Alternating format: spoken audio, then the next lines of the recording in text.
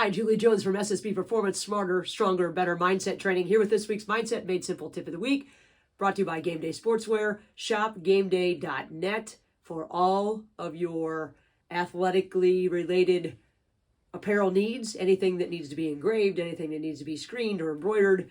Kim and Gina can hook you up, and they do ship nationwide. ShopGameDay.net. This week, it's Christmas. 1 week from today, we will have 40 people in this house celebrating Christmas, so I need to get on the stick. But this week, we are talking about prophecies, proof, and performance. And whether or not you celebrate Christmas is irrelevant to this message. What we know is that prophecies or predictions can affect all of us, no matter what we believe religiously or where we come from. But let's talk just for a second about the Christmas story, because it's that time of year. More than 800 years ago, stories began to be told, prophecies began to emerge about this coming king. And biblical scholars, easy for me to say, don't necessarily agree 100% how many prophecies there are throughout the Bible, but they'll say on average about 300. So about 300 hints were given prior to the first Christmas about what would happen on the first Christmas. And some of these hints, like in Isaiah chapter 11, verse 1, were very sort of convoluted, from the root of Jesse, and all these different things that they are talking about. Some of them were very specific. Isaiah chapter 7, verse 14, I think it is, talked about born of a virgin. That is pretty specific and pretty unusual if you think about it. You don't even have to think about it to realize it's unusual. And again, whether you believe that the prophecies have been fulfilled on Christmas is not the point. The point is that prophecies are nothing more than predictions. And our brain is a prediction machine. Think about it. Baseball players or softball players are constantly predicting. They're predicting where the ball is going to go from past experience. They can judge where the ball is going to go, so they can throw their hands to it or throw their bat head to it. They don't know exactly where it's going to go, but they take the information that they have and they predict where it's going to go. In fact, they can predict where the ball is going to go even when the ball is not in their line of sight. Watch a catcher who catches a ball that's sort of back up behind them. Right? Obviously, their eyes go there, but they can't necessarily watch the entire path of the ball. So they're predicting, and lots of times predicting correctly. It's pretty amazing if you think about it. So these predictions are helpful, and most predictions are helpful. However, because we are constantly predicting, it's pointing us to what to look at, just like the Christmas story. So year after year, decade after decade, century after century, these stories were told to people, and people were looking for someone or something to fulfill that prophecy. And that's what predictions do. They draw our attention to something that we believe. We've talked before about our reticular activating system, or RAS, and what this does for us, it filters out all of the stimuli that are coming in to our brain and helping our brain not go on overload.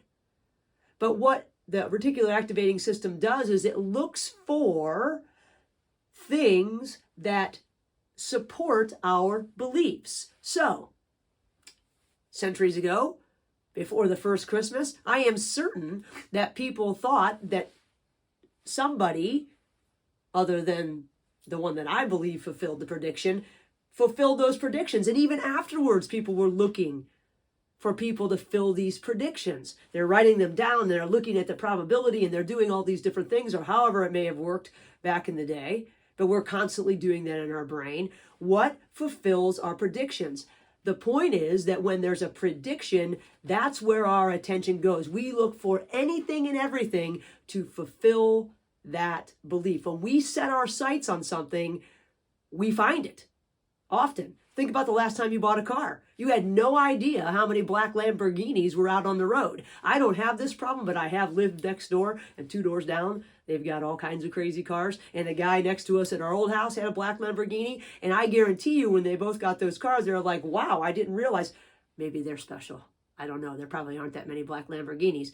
First world problems. But the point is that when you buy a car, you realize, oh my gosh, there are 1 million of these cars on the road. I had no idea.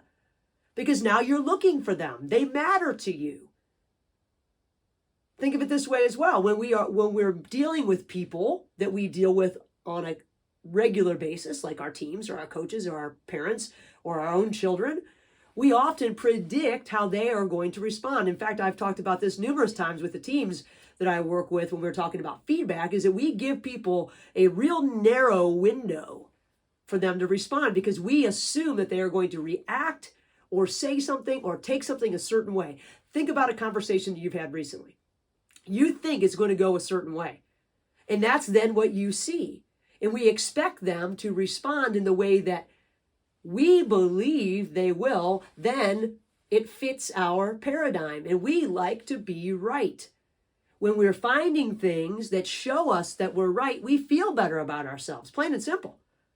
There's less dissonance going on up there. So predictions matter. Predictions matter. Predictions get us looking for what we expect. People were looking for hundreds of years for the Messiah. And they believe, or a good portion of them, or lots of them, lots of people over centuries believe that that was fulfilled on Christmas.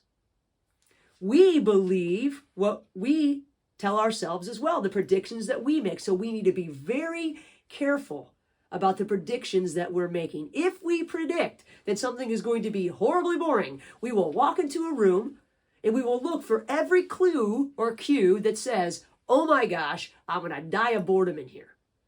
If we think that something is going to be exciting, we will look for every clue. If we have ourselves convinced of that, that's what we believe. We will look for every clue that it is exciting. It will be hitting the person next to us and they'll be like, oh my gosh, this is horrible. And like, oh no, this is exciting because I think it's going to be exciting.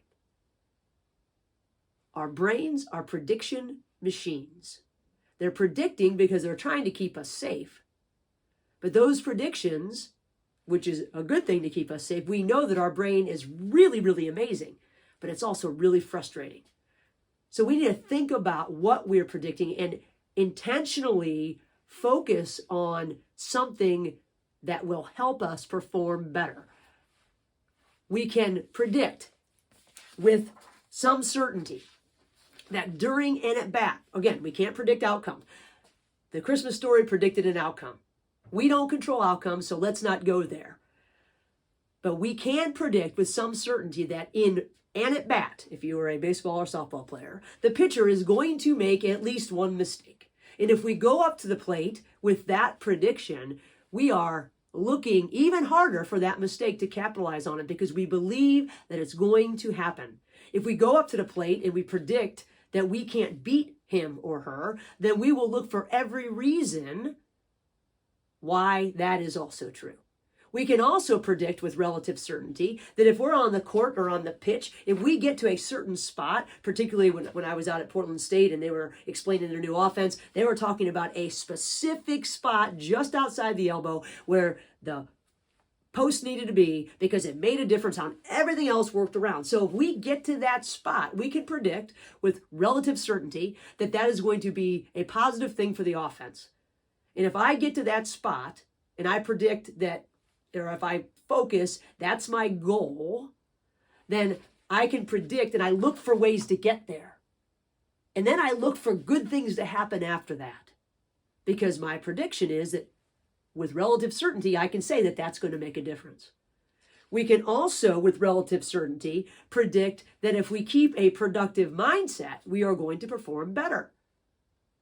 We know what positive emotion does for us. We also know that when we can rebound quicker or when we get out of the gap or our gap shrinks, that we perform better. So we can look, if we believe that, if that's something that we are predicting will make us better, we will look for ways to use our refocus technique, to use our breathing technique, whatever it is, we're now are focused on that. Our attention is drawn to opportunities that allow us to stay there. So, our predictions are powerful. They direct our attention intentionally. How do you predict? What are your predictions about what's going to happen when you go to perform? Prophecies have been used for hundreds and hundreds of years. And we're about to celebrate the culmination of one a week from today. And whether or not you believe that prophecy to be true, you will believe your own. So I am encouraging you to be conscious of your predictions. And I am encouraging you to be intentional about your predictions, because that intention will direct your attention, and that attention directs your performance. So, prophecies, finding proof, that's what we do to make ourselves feel better. If we can take both of those and use them to our advantage, we will perform better. So for those of you that celebrate Christmas, Merry Christmas. Have a great week and enjoy a little bit of downtime. Hopefully, no matter what you coach or who you lead, I hope you get some good time with your family this week. I'm looking forward to those 40 people being here a week from today. And now I need to go clean my house. So have a great week. Merry Christmas. I'll see you next week.